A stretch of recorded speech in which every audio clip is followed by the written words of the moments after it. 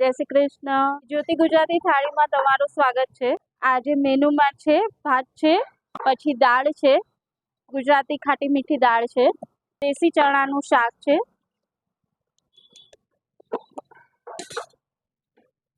અને વટાણા ટામેટા બટેકાનું શાક છે.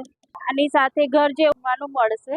મારું સ્ટાર્ટઅપ થયું 3 વર્ષ થયા છે અને માતાજીની દયાથી ધીમે ધીમે થઈને અહીં સુધી હું પહોંચી છું. અત્યારે પાર્સલમાં આપણે દાળ ભાત 2 શાક 5 રોટલી અથાણું કાંદા ને મરચાં આવશે. આ 100 રૂપિયાનું ટિફિન છે. એક જણાને આરામથી થઈ જાય. તમે તમારું ટિફિન લઈને આવો તો 90 રૂપિયા છે.